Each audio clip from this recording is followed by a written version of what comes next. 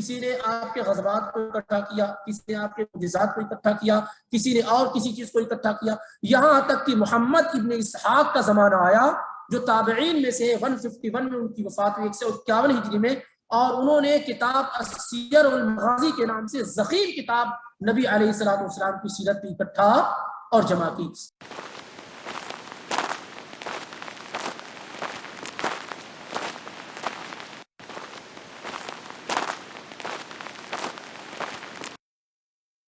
الحمدللہ رب العالمین والصلاۃ والسلام علی اشرف الانبیاء والمرسلین نبینا محمد وعلی آلہ وصحبہ اجمعین ومن تبعهم بإحسان الى یوم الدین، اما بعد۔ قال اللہ تعالی فی کلامہ العظیم اعوذ باللہ السمیع العلیم من الشیطان الرجیم لعمرک انہم لفی سکرتہم یعمہون سبحانک لا علم لنا الا ما علمتنا انک انت العلیم الحکیم رب اشرح لی صدری ویسر لی امری واحلل عقدۃ من لسانی یفقہوا قولی رب زدنی علما، اللہ رب زدنی علما۔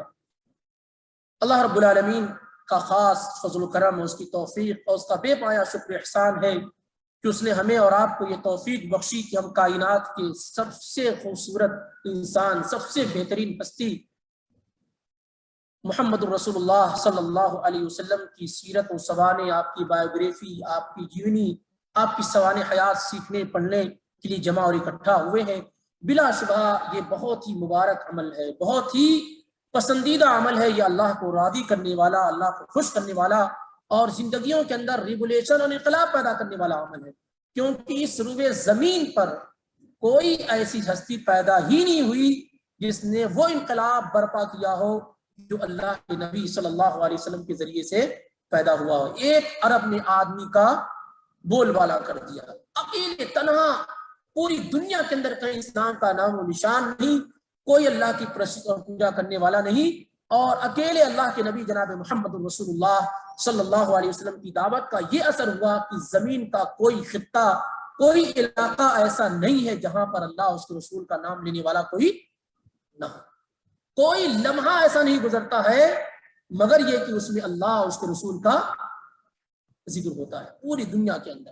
یہ اللہ کے نبی علیہ الصلوۃ والسلام کی کوششوں اور آپ کی محنتوں کا نتیجہ ہے۔ تو زندگی سارے لوگوں کی بڑی قیمتی ہے، لیکن کسی کی زندگی اس قدر قیمتی نہیں ہے اور محفوظ نہیں ہے جو زندگی اللہ کے نبی جناب محمد رسول اللہ صلی اللہ علیہ وسلم کی۔ اس لیے اللہ تعالیٰ نے آپ کی عمر کی، آپ کی زندگی کی قسم کھائی کہ لعمرک، آپ کی زندگی کی قسم۔ اور آپ یہ جان کر حیران رہ جائیں گے، کیونکہ قرآن کا اور سیرت کا درس ساتھ ساتھ ہو رہا ہے، تو آپ یہ جان کر حیران رہ جائیں گے کہ قرآن پڑھنے کے بعد یہ بات معلوم ہوتی ہے کہ اگر کوئی آدمی اللہ سے محبت کرنا چاہتا ہے تو اسے رسول سے محبت کرنی ہوگی۔ یعنی اللہ سے محبت کا کوئی راستہ نہیں ہے جب تک کہ وہ رسول سے محبت نہ کرے۔ اور اللہ تعالیٰ نے نبی علیہ الصلوۃ والسلام کا مقام بیان کیا کہ من یطع الرسول فقد اطاع اللہ، جس نے رسول کی اطاعت کر لی اس نے اللہ کی اطاعت کر لی۔ مطلب کیا ہوا؟ جس نے رسول کی نافرمانی کی اس نے اللہ کی نافرمانی کی۔ تو رسول کی اطاعت اللہ کی اطاعت، رسول کی نافرمانی اللہ کی نافرمانی ہے۔ رسول سے محبت اللہ سے محبت ہے، اور رسول سے محبت نہ ہونا اللہ سے بھی محبت نہ ہونے کی دلیل۔ قل ان کنتم تحبون اللہ فاتبعونی یحببکم اللہ ویغفر لکم ذنوبکم واللہ غفور رحیم۔ سورہ آل عمران کی آیت نمبر 31 دیکھیں کتنی بات پیاری بات اللہ نے کہا کہ آپ کہہ دیجئے کہ اگر تم اللہ سے محبت کرنا چاہتے ہو، کس سے؟ اگر تم اللہ کے سے محبت کرنا چاہتے ہو فاتبعونی، ہم چاہتے ہیں کہ ہم اللہ سے محبت کریں، تو اطاعت کس کی کرنی ہوگی اللہ سے محبت کرنے کے لیے؟ اگر آپ رسول کی اطاعت کریں گے ایٹومیٹک بائی ڈیفالٹ آپ اللہ کے لاڈلے اور پیارے ہو جائیں گے۔ اگر آپ رسول کی اطاعت کریں گے تو ایٹومیٹک آپ اللہ کے لاڈلے اور پیارے ہو جائیں گے۔ سبحان اللہ، اتنا بڑا مقام۔ جس نے رسول کی اطاعت کی اس نے اللہ کی اطاعت کی۔ جو اللہ سے محبت کرنا چاہتا ہے وہ رسول کی پیروی کریں گے۔ یحببکم اللہ ویغفر لکم، صرف ایک فائدہ نہیں ہوگا، ایک تو یہ کہ آپ اللہ کے چہتے ہو جائیں گے، دوسرے رسول کی اطاعت کرنے کی وجہ سے آپ کے سے جو گناہ ہوتے ہیں وہ بھی اللہ کیا کرے گا؟ معاف کر دے گا، درگزر کر دے گا۔ اس لیے آپ صلی اللہ علیہ وسلم کی زندگی کا مطالعہ، آپ صلی اللہ علیہ وسلم کی سیرت کا مطالعہ، یہ بہت ضروری چیز ہے اور بہت فائدہ مند چیز ہے۔ ہر زمانے میں یہ اصول اور دستور بنایا گیا کہ نبی علیہ الصلوۃ والسلام کی سیرت پڑھی اور پڑھائی جائے اور اسے اپنی زندگی کے اندر نافذ کیا جائے۔ ہر چھوٹی بڑی چیز نبی علیہ الصلوۃ والسلام کی محفوظ ہے، کسی اور کی نہیں، چھوٹی بڑی چیز محفوظ ہے۔ یعنی ایسی چیزوں کو صحابہ نے بیان کیا ہے کہ کسی دوسرے بڑی شخصیت کے مطابق آپ سوچ بھی نہیں سکتے۔ آپ کے بال کتنے سفید ہو گئے اسے بھی صحابہ نے گنا، آپ کیسے مسکراتے تھے اسے بھی گنا، آپ کے دونوں دانتوں کے درمیان کیا سوراخ تھا اسے بھی دیکھا، آپ کیسے چلتے تھے اسے بھی صحابہ نے بیان کیا، آپ کیسے کھاتے تھے اسے بھی صحابہ نے بیان کیا، آپ کپڑے کیسے پہنتے تھے، کس کلر کے پہنتے تھے اسے صحابہ نے بیان کیا، آپ جب کسی سے ملتے تھے تو کیا طریقہ ہوتا تھا اسے بھی صحابہ نے بیان کیا، آپ کیسے مسکراتے تھے اسے بھی صحابہ نے۔ کوئی ایسی چیز نہیں ہے زندگی کا آپ کے جو محفوظ نہ ہو، خاص طور سے نبوت اور رسالت کے بعد۔ آخری کلمات جو آپ صلی اللہ علیہ وسلم نے بیان کیے، جو کوئی نہ سن سکا، اسے ام المومنین عائشہ صدیقہ رضی اللہ تعالی عنہا نے اپنا کان لگا کر سن کر کے امت کے لیے کیا ہے اسے محفوظ کر دیا۔ بہرحال اس لیے نبی علیہ الصلوۃ والسلام کی سیرت اور سوانح کو ہر حال میں آدمی کو پڑھنے کی کوشش کرنی چاہیے، اور شروع سے لے کر کے ہر زمانے میں نبی علیہ الصلوۃ والسلام کی سیرت کو جمع کیا گیا، اکٹھا کیا گیا۔ یعنی آپ صلی اللہ علیہ وسلم کے زمانے ہی میں بہت سارے صحابہ ایسے تھے جو آپ کی سوانح حیات کو اکٹھا اور جمع کر رہے تھے۔ صحابہ کے بعد تابعین کا زمانہ آیا، یہ الگ بات ہے کہ پوری کتابی شکل نہیں ہوئی،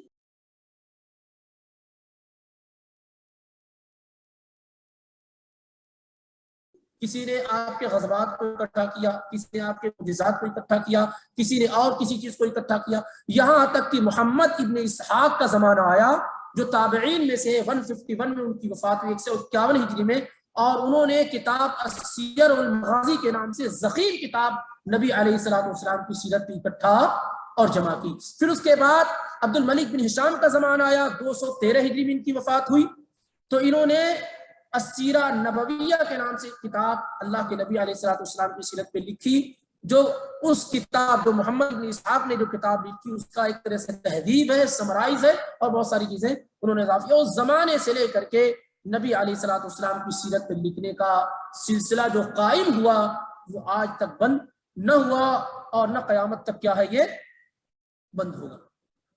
بہت زیادہ کتابیں لکھی گئی آپ صلی اللہ علیہ وسلم کی سیرت پہ۔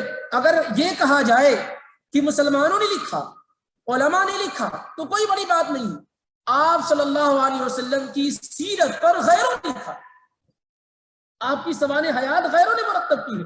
ابھی ہندوستان کے اندر کرناٹک کے کوئی پروفیسر ہندو اور کسی یونیورسٹی کے پروفیسر ہیں، ہندی زبان میں انہوں نے ایک کتاب لکھی موجودہ وقت میں، اسلام کے پیغمبر، اتنی عمدہ بہترین کتاب، مختصر ہے لیکن بہت بہتر کتاب، آج کی بات کر رہے ہوں جبکہ صورتحال کیا بنی ہوئی، ابھی جلدی انہوں نے کتاب لکھی۔ اور اس طریقے سے بہت زمانے تک کیا ہے آپ صلی اللہ علیہ وسلم کی سیرت پہ کتاب ہے، غیروں نے بھی کیا ہے لکھی ہے، اکٹھا اور جمع کی ہے، اور بہت سارے علماء ان کتابوں کو یا ان شہادات کو اکٹھا کرنے میں کامیاب ہوئے ہیں جو غیروں نے نبی علیہ الصلوۃ والسلام کے متعلق کہی ہے۔ جیسے مولانا صفی الرحمن مبارک پوری رحمہ اللہ، اس سے پہلے لوگوں نے کہ نبی علیہ الصلوۃ والسلام یہود و نصارہ کی نظر میں، نبی صلی اللہ علیہ وسلم مجوسیوں کی نظر میں، نبی صلی اللہ علیہ وسلم فلاں کی نظر میں، اس طریقے سے بہت ساری کتابیں کیا ہے اس موضوع پر بھی لکھی گئی ہیں۔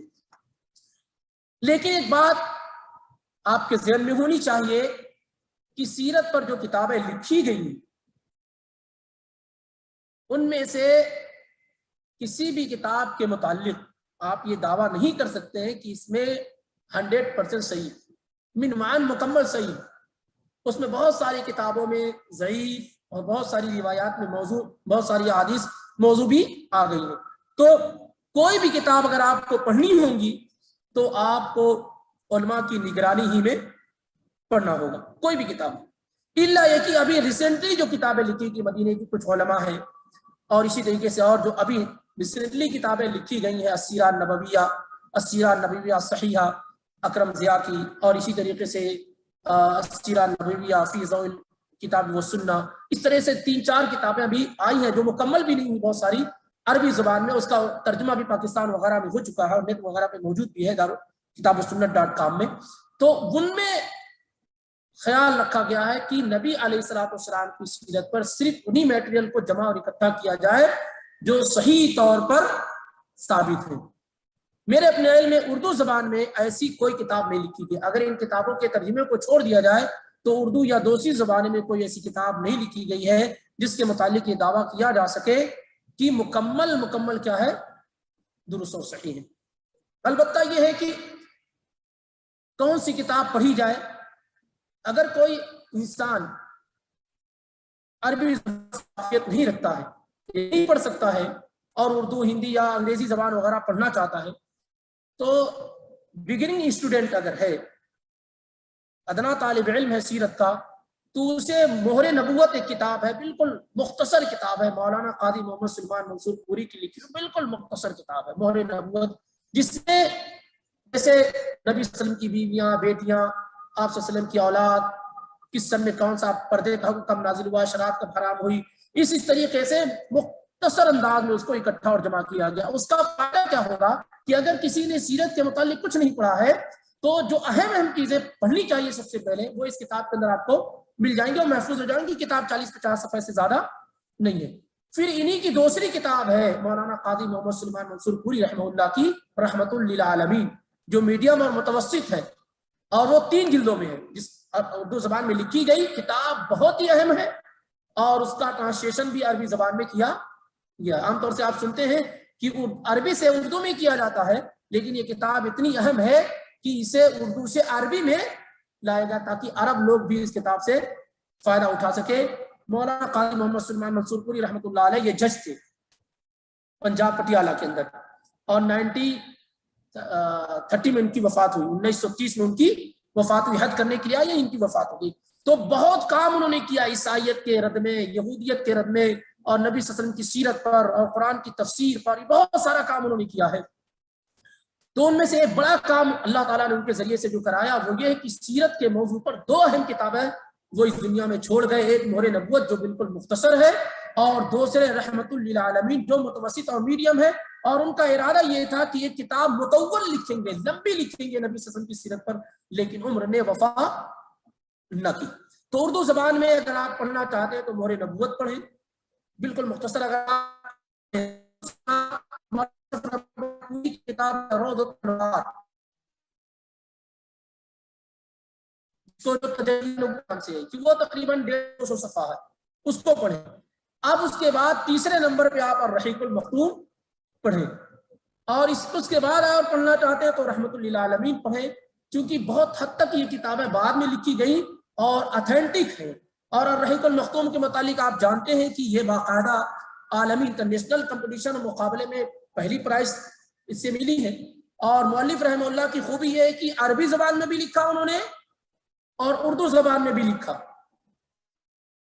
دوسری بڑی بات یہ ہے کہ لکھنے کے بعد وہ تقریباً 40 سال بحیات رہے، تو وہ اصلاح بھی کرتے رہے،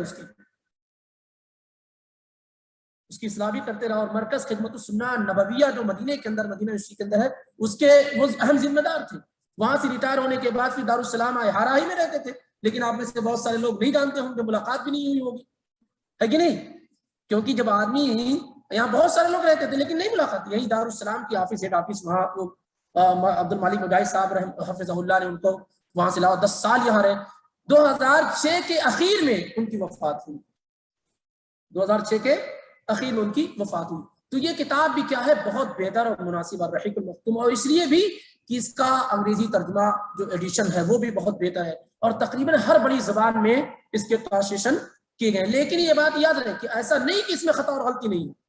اس کتاب کو پڑھنے کے لیے بھی بہت ساری جگہ پر آپ کو چاہیے کہ علماء کے ساتھ رہے، تاکہ بہت ساری جو غلطیاں ہیں اسے آپ صحیح سمجھ سکیں، صحیح کر سکیں. لیکن مجموعی طور پہ یہ کتاب کیا ہے، بہت بہتر. اس کے علاوہ بہت ساری کتاب سیرت النبی مولانا شبلی نعمانی کی ہے، اور سید سلیمان ندوی کی ہے، سیرت المصطفیٰ مولانا ادریس صاحب کی ہے، سیرت سرور عالم ہے رحمت عالم ابوالکلام کلام آزاد کی، مولانا مودودی کی کتاب، اور اس طرح سے بہت سارے علماء کی زمانے میں بھی کتابیں موجود ہیں، آپ پڑھ سکتے ہیں. عام طور سے بہت زیادہ اختلافات موجود نہیں. لیکن یہ بات یاد رہے کہ تمام کتابوں کے پڑھنے میں آپ کا کوئی ٹیچر اور استاد ہونا چاہیے تاکہ بہت ساری جو غلط معلومات وہ آپ کے ذہن میں محفوظ ہے. ایک مثال میں دے دوں کہ اکثر، تاکہ آپ کے ذہن میں بات آ جائے میں ایسا کیوں کہہ رہا ہوں، اکثر سیرت نگاروں نے نبی علیہ الصلوۃ والسلام کے متعلق ایک واقعہ کوٹ کیا ہے اور ہم سارے لوگ اس کو پڑھتے ہیں، تمام سیرت نگاروں نے تقریباً وہ یہ ہے کہ پہلی وحی کے بعد جب وحی کا سلسلہ اسٹاپ رہا، بند رہا، تو آپ بہت پریشان رہتے تھے اور اس پریشانی کے عالم میں آپ بار بار جاتے پہاڑ پر، وہاں سے سوسائڈ کرنے کی کوشش کرتے اور پھر جبریل علیہ الصلوۃ والسلام آتے اور کہتے کہ آپ ایسا کیوں کر رہے ہیں، آپ اللہ کے سچے رسول اور پیغمبر. پھر اللہ کے نبی رک جاتے، پھر جاتے، اور اس کو بخاری کے حوالے سے کوٹ کیا جاتا ہے تو اور لوگ جو ہے پریشان ہو جاتے ہیں، کیونکہ بخاری کے متعلق لوگوں کو یہ علم ہے کہ اس کی ساری روایت کیا ہے، صحیح ہے.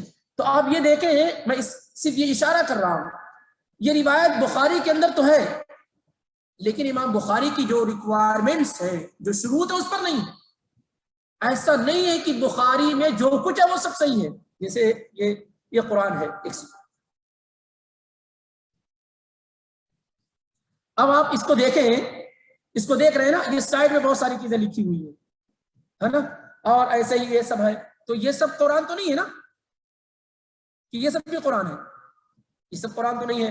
یا اسی طریقے سے یہ ساری جو بہت ساری سائڈ میں چیزیں لکھی ہوئی ہیں، تو یہ سب قرآن تو نہیں ہے نا. جو اس کو ایکسپلین کرنے کے لیے، اس کی تفسیر کے لیے، اس کی توضیح کے لیے یہ چیزیں تیار کی گئی ہیں. لیکن قرآن کیا ہے؟ قرآن وہی ہے جو دو دفتیوں کے درمیان ہے نا.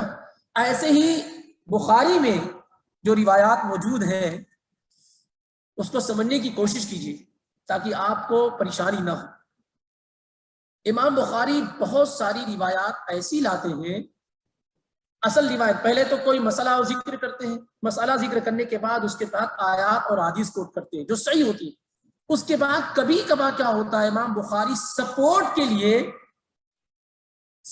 کے لیے کچھ ایسی روایات لاتے ہیں جو بغیر چین کو ذکر کرتے ہیں، بغیر سلسلہ سند کے ذکر کرتے ہیں. اس طرح کی روایت کے متعلق یہ ہے کہ یہ امام بخاری کی شرط پر نہیں. امام بخاری کہتے ہیں کہ جس روایت کو میں یہ کہوں کہ میں نے فلاں سے، انہوں نے فلاں سے، انہوں نے فلاں نے، انہوں نے فلاں نے، انہوں نے نبی صلی اللہ علیہ وسلم سنا، اس روایت کے متعلق میں کہتا ہوں کہ ساری صحیح روایات میں نے ذکر کی. لیکن امام بخاری نے بغیر سند کے بھی جو روایات ذکر کی ہیں، حافظ ابن حجر رحمہ اللہ نے اس کی تحقیق کی اور کہا کہ ان میں بھی اکثر روایات چند ایک کو چھوڑ کر کے سب کی سند دوسری جگہ پر موجود اس لیے، لیکن پھر بھی چند چیزیں ایسی ہیں جو بغیر سند کے ذکر کی گئی ہیں اور وہ صحیح نہیں. ان میں سے ایک یہ ہے، یہ روایت بخاری کے اندر تو ہے لیکن بخاری کے اندر امام بخاری رحمۃ اللہ علیہ حدیث ذکر کرتے ہیں کہ اللہ کے نبی علیہ الصلوۃ والسلام پر وحی کی ابتدا کی. ام المومنین عائشہ صدیقہ رضی اللہ تعالیٰ عنہ کی روایت، ورقہ بن نوفل تک پہنچتے ہیں، وہاں سے بات ختم کر دیتے. اس کے بعد کہتے ہیں قال ابن شہاب الزہری، ابن شہاب الزہری یہ تابعین میں سے ہے، یہ کیا ہے؟ تابعی ہے. وہ کہتے ہیں کہ بلغنی، مجھ کو یہ خبر ملی ہے کہ اللہ کے پیغمبر صلی اللہ علیہ وسلم سوسائڈ کرنے کے لیے جاتے تھے. امام ابن شہاب زہری یہ نہیں کہتے کہ مجھ سے کس نے بیان کی، یہ نہیں بیان کرتے، ان سے کس نے بیان کیا، نہیں، وہ کہتے ہیں کہ یہ چیزیں مجھ کو پہنچی ہے، کس نے بتایا ہے یہ معلوم. اور اس طرح کی بات قابل قبول نہیں ہوتی ہے. کیا آپ کہیں کہ مجھ کو کسی نے بتایا، کس نے بتایا بتائیے، ان کو کس نے بتایا بتائیے. دوسری بات یہ ہے کہ یہ ٹکرا رہی ہے نبی علیہ الصلوۃ والسلام کے ان اصول اور ضابطے سے جو آپ نے بیان کیا. آپ نے سوسائڈ کی اتنی مذمت بیان کی ہے، آپ نے خود کہا کہ آدمی سوسائڈ کرے گا وہ قیامت تک ویسا کرتا رہے گا، کوئی چاقو مار کے اپنے آپ کو ہلاک کر لے تو ویسا کرتا رہے گا، کوئی پھانسی کر لے تو ویسا کرتا رہے گا، پھر آپ صلی اللہ علیہ وسلم ایسا کیوں کریں گے. تیسری بڑی بات یہ ہے کہ آپ نبی اور رسول ہو چکے تھے، کوئی نبی اور رسول سوسائڈ کے بارے میں کیسے سوچ سکتا ہے.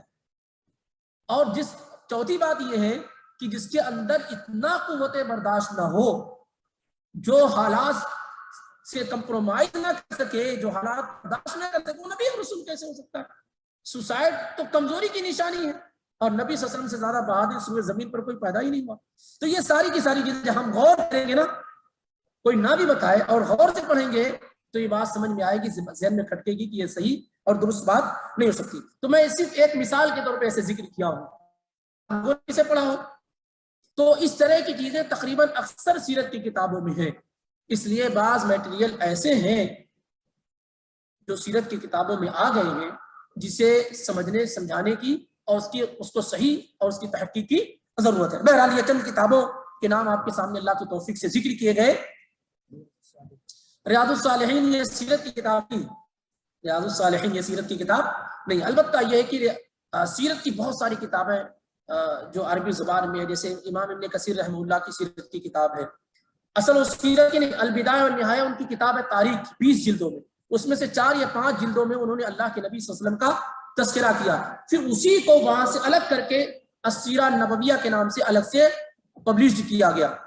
اور اسی طریقے سے اس کی تحقیق بھی موجودہ وقت میں علامہ البانی رحمۃ اللہ علیہ کر رہے تھے بہت عمدہ انداز میں، لیکن وہ کچھ ہی کر پائے تھے، یعنی ایک بڑا حصہ نہیں ہو سکا تھا، نصف سے کم ہی کر پائے تھے کہ ان کی وفات ہوگی. اسی طریقے سے امام ذہبی رحمہ اللہ علیہ کی امام ذہبی کی کتاب ہے تاریخ پر، انہوں نے بھی نبی علیہ الصلوۃ والسلام کی سیرت کو اکٹھا اور جمع کیا جو السیرہ النبویہ کے نام سے. یعنی بہت ساری سیرت کی کتابیں ہیں. اگر آپ کو عربی زبان آ جائے تو پھر الحمدللہ بہت ساری عمدہ عمدہ کتابیں ہیں جسے آپ پڑھیں گے تو کافی آپ کو فائدہ ملے گا. اب آئیے یہ دیکھتے ہیں نبی علیہ الصلوۃ والسلام کی سیرت میں انٹری کرنے سے پہلے کہ نبی علیہ الصلوۃ والسلام جس جگہ پیدا ہوئے اس کا جو لوکیشن ہے مکہ، وہاں کے حالات کو ہم مختصر انداز میں انشاءاللہ آئندہ ہفتے میں کور کریں گے. کیا سچویشن تھی جب آپ پیدا ہوئے، کیا حالات تھے سماجی اعتبار سے، اخلاقی اعتبار سے، معاشی اعتبار سے، مذہبی اعتبار سے، اور کس طریقے سے حکومتیں وہاں تھیں. اس کا ایک مختصر خاکہ آپ کے سامنے پیش ہو جائے، ان کے حالات کیا تھے، تو یہ سمجھنا اور زیادہ آسان ہو جائے گا کہ آپ کے آنے کے بعد وہاں حالات کیا ہوئے، کس طریقے سے چینج ہوئے، کس طریقے سے بدلے. تو انشاءاللہ رب العالمین آپ کی سیرت میں مکمل طور سے انٹری کرنے سے پہلے بعض وہ حالات جو آپ کی ولادت سے پہلے، آپ کی پیدائش سے پہلے موجود تھے، سرسری طور پہ ہم اس کا ایک جائزہ لے لیں گے. اس کے بعد اللہ کے نبی علیہ الصلوۃ والسلام کی پیدائش اور آپ کی تربیت وغیرہ سے لے کے پھر انشاءاللہ رب العالمین آگے بڑھنے کی کوشش کریں گے. لیکن یہ بات ہمیں اور آپ کو اپنے ذہن میں بیٹھا لینی چاہیے کہ ہم بالکل خالص ہو کر کے نبی صلی اللہ علیہ وسلم کی سیرت کو پڑھنا شروع کریں اور کتابیں اپنے سامنے رکھیں. خاص طور سے اگر آپ اس درس کے اندر شامل ہو رہے ہو تو الرحیق المختوم آپ اگر اپنے سامنے رکھتے تو زیادہ فائدہ مند ہوگا، کیونکہ جو سیکوینس اور ترتیب میں اختیار میں وہ الرحیق المختوم سے ہوں گی زیادہ تر. مزید یہ کہ اس میں جو خامیاں ہیں وہ بھی انشاءاللہ اسے ذکر کرنے کی کوشش کی جائے گی علماء کے اقوال کی روشنی میں. تو اس سے بہت حد تک کیا ہے آپ کو فائدہ ہوگا، کیونکہ ہر شخص نے سیرت لکھنے میں الگ الگ انداز رکھنا ہے. جیسے کسی نے سیرت لکھنا شروع کیا تو اس نے آپ کی مکی زندگی کو کیچ کیا، کسی نے مدنی زندگی کو کیچ کیا، کسی نے آپ کی عبادت سے لکھنا شروع کیا، کسی نے آپ کی نبوت سے لکھنا شروع کیا، کسی نے آپ سے پہلے کے جو حالات تھے وہیں سے لکھنا شروع کیا. تو یہ کتاب اس لیے بہت مفید ہے کہ آپ کی ولادت سے پہلے وہاں کا لوکیشن، وہاں کے حالات کیا تھے وہ، اور اس کے بعد آپ کی پیدائش ہوتی ہے کس طریقے سے چینجنگ ہوتی ہے، وہ ساری کی ساری چیزیں ذکر کی گئی. اس لیے بہت زیادہ مناسب ہے یہ انشاءاللہ رب العالمین. تو مہر نبوت آپ یہاں ملیں گی، آپ اس کو لے لیں اگر آپ بالکل نہیں پڑھے ہوئے ہیں، کیونکہ اس کا فائدہ یہ ہوگا کہ مختصر جو معلومات وہ آپ کے ذہن میں بیٹھ جائیں گی. اس کے بعد روضۃ الانوار پڑھیں، تجلیات نبوت کے نام سے مولانا صفی الرحمن مبارک پوری کی، اور اس کے بعد الرحیق المختوم اور رحمۃ للعالمین. اس کے بعد دیگر کتابیں کی طرف آپ کیا ہے رجوع کر سکتے ہیں. وقت تقریباً ہو چکا ہے. اگر کوئی سوال تفسیر کے متعلق ہو یا اسی طریقے سے سیرت کے متعلق جو باتیں گزر چکی ہیں تو وہ پوچھی جا سکتی.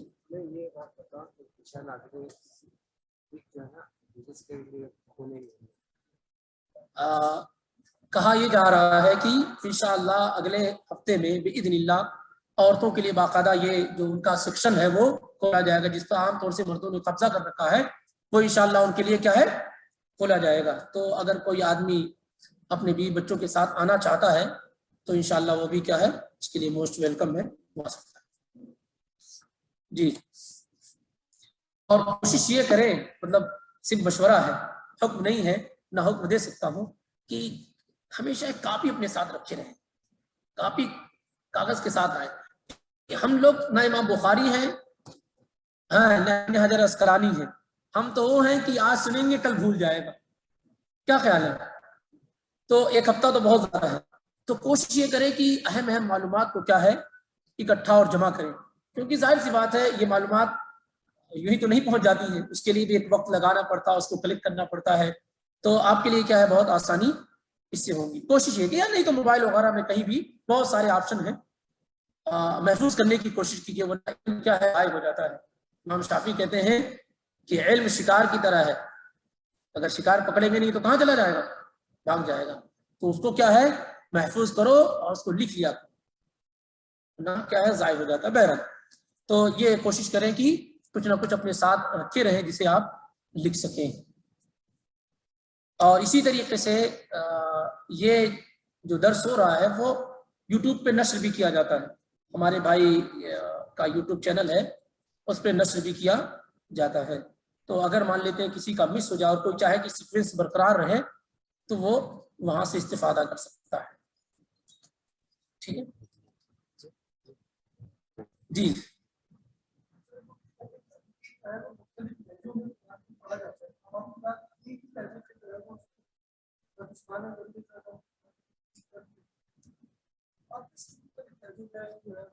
لہجے تو محفوظ ہی تھے نا، لہجے محفوظ تھے. اس زمانے میں کیوں پابند کیا گیا؟ کیونکہ نئے نئے اسلام میں لوگ داخل ہوئے تھے، شام میں، عراق میں، یہ سب جگہوں پر ابھی نئے نئے لوگ مسلمان ہوئے تھے.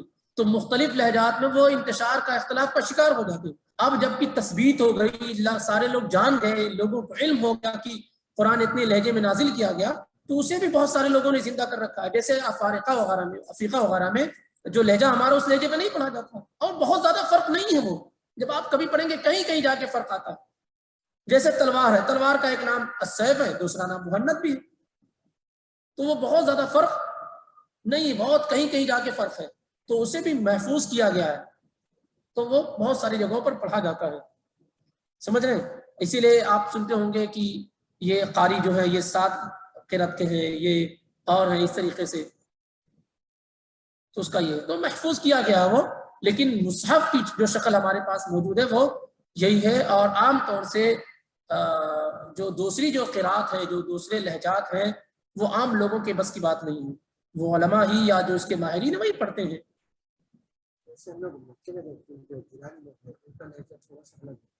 جی جی. تو وہ تو ایک الگ سی چیز ہے، ایک الگ سی چیز ہے. بتائیں گے انشاءاللہ اگر ضرورت محسوس ہوگی. تو اس پہ بھی میں یہ سمجھ رہا تھا کہ یہ چیزیں تھوڑی ٹف اور مشکل ہو جائیں گی. اولاً تو لہجات میں ہی اختلاف ہے کہ اس سے مراد کیا ہے. میں اس تفصیل میں نہیں گیا، صرف یہ بتانا چاہ رہا تھا کہ یہ چیز آپ کو معلوم ہو جائے کہ ایک لہجے پہ عثمان بن عفان رضی اللہ تعالیٰ عنہ نے لوگوں کو جمع کر دیا تاکہ امت میں انتشار نہ ہو، کیونکہ شروعاتی دور تھا. اور اس کا یہ مطلب نہیں کہ جو دوسرے لہجات ہیں وہ غلط ہیں، کیونکہ اس لہجے پہ نبی صلی اللہ علیہ وسلم نے خود کہا کہ انزل القرآن وعلی سبعۃ احرف، قرآن 7 لہجوں پر 7 قرات پہ نازل کیا گیا ہے. نبی صلی اللہ علیہ وسلم کے زمانے میں جب آئے، کچھ لوگ کچھ پڑھ رہے تھے، کچھ پڑھ رہے تھے. تو نبی صلی اللہ علیہ وسلم نے ضرور کہا کہ قرات دونوں صحیح پڑھ رہے ہو، کیونکہ وہ بھی اس لہجے پہ بھی قرآن کا نازل ہوا، اس لہجے پہ بھی قرآن نازل ہوا. تو آپ نے دونوں کو صحیح کہا. جیسے ہم مان لیتے کوئی آدمی آپ کے پاس آتا ہے اور کہتا ہے سبح اسم ربک الاعلی، دوسرا آتا ہے اور کہتا ہے سبح اسم ربک الاعلی. تو آپ اگر پڑھے لکھے ہیں تو آپ دونوں کہیں گے یہ بھی صحیح، وہ بھی صحیح ہے، کیونکہ اس لہجے پہ بھی قرآن نازل ہوا ہے. سمجھ رہے ہیں؟ تو وہ موجود ہے، اس میں کوئی مسئلہ نہیں ہے، اور اس کو باقی رہنا بھی چاہیے. لیکن اب یہ وہ لہجہ نہیں، وہ مخرج جو واد کا ہے نا، جو غیر نان عرب ہے جیسے ہم لوگ ہیں، ان کے لیے سب سے مشکل تلفظ جو ہے وہ واد کا ہے.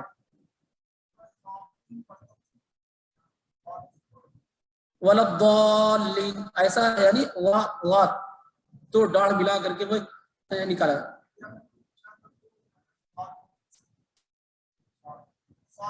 واد، ہاں ٹھیک ہے، ٹھیک. نہیں، اگر آپ ظالین پڑھیں گے تو مطلب بدل جائے گا. ظالین پڑھیں گے تو مطلب بدل جائے گا. جالین پڑھیں گے تو مطلب بدل جائے گا. والین پڑھیں گے تو مطلب بدل جائے گا. لیکن آپ واد نہیں نکالتے تو مطلب نہیں بدلے. سمجھ رہے ہیں؟ وہ تو وہاں یہی نہیں، ہر جگہ بدل جائے گا.